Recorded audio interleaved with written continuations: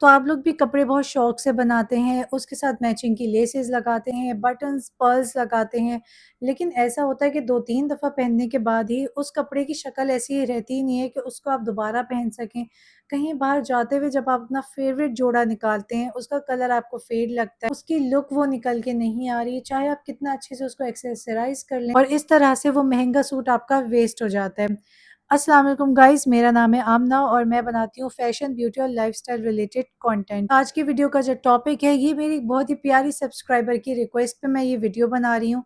उन्होंने मुझे कमेंट किया था कि आप अपने ड्रेसेस दिखा रही होती हैं कि कोई 8 साल पहले, कोई 11 साल पहले, आप इन कपड़ों को कैसे इतना फ्रेश और इतना अच्छा आप रखती हैं कि आपके पुराने कपड़े भी इतने नए नज़र आ रहे होते हैं। कुछ टिप्स एंड ट्रिक्स शेयर करें। जी, आज की वीडियो आप तमाम औरतों के लिए है। बहुत ही इंपॉर्टेंट टिप्स एंड ट्रिक्स आपके साथ शेयर करूँगी कि मेरे इतने पुराने कपड़े इतने नए कैसे नज़र आते हैं। जो भी मुझे पहने हुए देखे वो यकीन ही नहीं करता कि ये सूट 11 साल पुराना है। अभी जो मैं सूट पहन के खड़ी हुई हूँ, ये मेरी शादी से पहले का सूट है। क्या आप यकीन करेंगे, गुल अहमद का ये सूट है और ये 2013-12 इस तरह से देख सकते हैं कि इसकी लेस, इसकी ब्लॉक प्रिंटिंग बिल्कुल भी डल नहीं हुई है। कपड़े उन्हीं ब्रांड से खरीदती हूँ जहाँ से आप खरीदते हैं। ये कपड़े इतने नए और फ्रेश कैसे लगते हैं, ये जानने के लिए मेरी आज की वीडियो को पूरा देखिएगा। तो चलते हैं टिप्स एंड ट्रिक्स की तरफ। स्टार्ट करते हैं हम वॉशिंग से कि कपड़ों को वॉश कैसे किया जाए। कपड़ों के ऊपर अक्सर आपने देखा होगा ड्राई क्लीन, कभी भी आपने अपने कपड़ों को जो है मशीन में नहीं धोना होता। मेरे जितने भी इस तरह के कपड़े हैं जिसमें कोई लेस लगी हुई है, जिसमें कोई पर्ल्स लगे हुए, एम्ब्रॉयडरी है, या इवन सिंपल कपड़े भी जो मेरे नए कपड़े होते हैं, मैं अपने कपड़े मशीन में नहीं धुलवाती। मैं सिर्फ मेरे नाइट सूट, मैं एक्सरसाइज करते हुए जो कपड़े पहनती हूँ सिर्फ वो कपड़े धुलते हैं। जो बकेट लें, उसके अंदर आप डालें पानी, उसमें आप डालें थोड़ा सा सर्फ, उसमें आप अपने कपड़े को भिगो दें। जो अंदर डिप किया, 2-3 मिनट्स के बाद निकाला, रिंस किया, उसके बाद में हैंगर में करके उसे कमरे में पंखे की हवा में ड्राई करती हूँ। मैं कभी भी धूप में बाहर अपने कपड़ों को नहीं सुखाती। ठीक है, ये तो हो गया कि आपने धोना किस तरह से।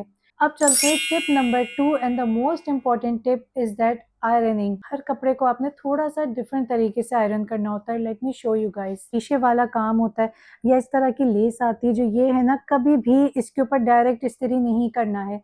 मैं हमेशा अपनी शर्ट को पहले उल्टा करती हूँ, फिर मैं इस्त्री करती हूँ, या मैं क्या करती हूँ कि मैं अपनी शर्ट के ऊपर लॉन का सादा-सा दुपट्टा फैला के और फिर करती हूँ इस्त्री, ठीक है?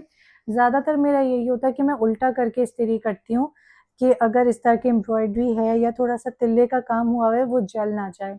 मेरे पास आते हैं एप्लिक वाले सूट्स, स्पेशली मारिया बी में बहुत ज़्यादा बंचेज़ लगे होते हैं। तो जो इस तरह के एप्लिक्स हैं, जो बंचेज़ हैं, इसके ऊपर भी डायरेक्ट आपने आयरन नहीं करना। इसके ऊपर पहले आप एक मलमल का कपड़ा या आप कोई भी सिंपल सा लॉन का दुपट्टा बिछाएँगे, फिर आप इसके ऊपर करेंगे आयरन। अगर आपने डायरेक्ट आयरन कर दी, आहिस्ता-आहिस्ता क्या होता है कि जो कपड़ा है ना, ये सिकुड़ने लगता है। इसके धागे निकलने लगते हैं, आपका सूट बर्बाद हो जाता है, वो पहनने के काबिल नहीं रहता। अच्छा, ये तो बात हो गई एम्ब्रॉयडरी वाले ड्रेसेस और एप्लिक वाले ड्रेसेस की। अब आते हैं ब्लॉक प्रिंट के ऊपर। This is also called block print. ये ईगो के होते हैं ना, ये इसके ऊपर ना पेंट टाइप ये ब्लॉक प्रिंटिंग हुई हुई होती है। ये भी हमेशा मैं उल्टा करके इस्त्री करती हूँ। ब्लॉक प्रिंट के ऊपर कभी भी डायरेक्ट आपने इस्त्री नहीं करनी। एक तो वो चिपक रहा होता है बहुत ज़्यादा, दूसरा ये कि उसका सारा जो प्रिंट है ये उतर जाता है। बहुत ही ख़राब लुक आती है, सूट बर्बाद हो जाता है, फिर आप उसको ना घर में पहना हुआ अच्छा लगता है, ना कहीं बाहर तो पहनने का सवाल ही नहीं। सूट था जिसको मैंने हैंग किया हुआ था, ये भी ब्लॉक प्रिंट का सूट है, ये है सर्दियों का सूट, ठीक है? इसको मैंने तय करके रखा हुआ है क्योंकि अभी इसको पहनने की ज़रूरत नहीं है, लेकिन देखिए मैंने इसको तय कैसे किया हुआ है, उल्टा तय किया हुआ है, ठीक है? आपने अगर अपने कपड़ों को फ़ोल्ड करके रखना है, उल्टा करके फ़ोल्ड करके रखना है। ये इसकी शलवार है और ये है इसकी शर्ट। इसको सीधा करके और इसको ऐसे ही मैं तय करके रखती। हम रहते हैं कराची में, यहाँ पे है ह्यूमिडिटी। ह्यूमिडिटी की वजह से क्या होता है कि ये जो दोनों ब्लॉक प्रिंट है आपस में चिपक सकते थे एक-दूसरे के ऊपर। क्या होता है, इसका प्रिंट इसके ऊपर छप जाता है, इसकी ब्लॉक प्रिंटिंग इसके ऊपर छप जाती है और सूट हो जाता बर्बाद। तो जब आप इसको तय करके भी रखिए ना अलमारी में, एक कपड़े को आप उल्टा करें। जैसे मैंने अपनी शर्ट को उल्टा किया हुआ है और इसके अंदर मैंने अपनी शलवार को ऐसे करके तय किया हुआ है। कुछ लोगों को हैरान कर देगी, वो ये कि मैं दिन में 4 दफ़ा कपड़े बदलती हूँ। जी हाँ, कुछ लोग सुबह उठते ही शलवार कमीज़ पहनते हैं और वो सो भी उसी में जाते हैं। शलवार कमीज़ सोने के कपड़े नहीं हैं।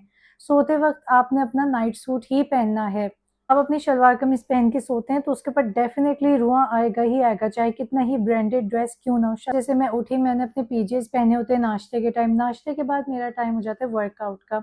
मेरे वर्कआउट के कपड़े बिल्कुल अलग हैं। योगा पैंट्स होती हैं, उसके ऊपर मैं कोई भी टी शर्ट पहन लेती हूँ। उसके बाद मैं शावर लेती हूँ, फिर मैं पहनती हूँ अपनी शलवार कमीज, अपना कोट सेट के बाद फिर मैं रात को शावर लेकर अपना नाइट सूट में चेंज कर लेती हूँ, रात 8:30-9 बजे के करीब। तो मैं 24 घंटे एक ही सूट में नहीं होती हूँ, तो इसीलिए मेरे जो कपड़े हैं वो ज़्यादा मैले नहीं होते, ज़्यादा उनको धोने की ज़रूरत नहीं होती। को डेली बेसिस पे अपने कपड़ों को वॉश करने की नीड ही नहीं होगी, तो कपड़े आपके ख़राब नहीं होंगे, आपके कपड़े नए के नए नज़र आएँगे। मैं आपको बताती हूँ मेरी लास्ट और सबसे ज़्यादा इम्पोर्टेंट टिप, और ये वो टिप है जिसको अक्सर लोग नेग्लेक्ट करते हैं और इसको इतनी इम्पोर्टेंस देते भी नहीं हैं।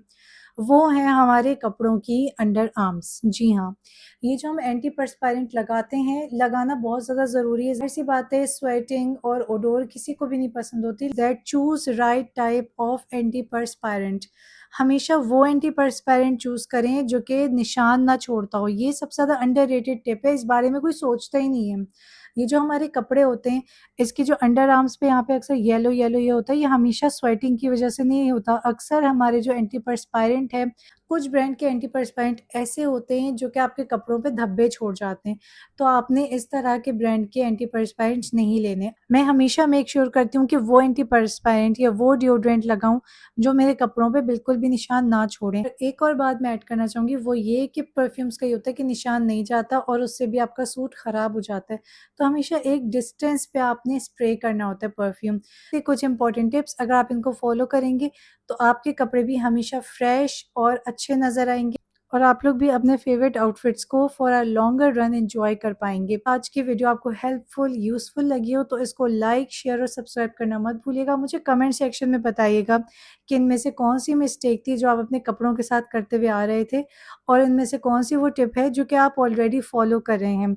So do let me know in the comments down below and I will reply to every single comment. मैं मिलूंगी अब आपसे नेक्स्ट वीडियो में, तब तक के लिए अपना बहुत सा ख्याल रखिएगा एंड अल्लाह हाफिज़ गाइस।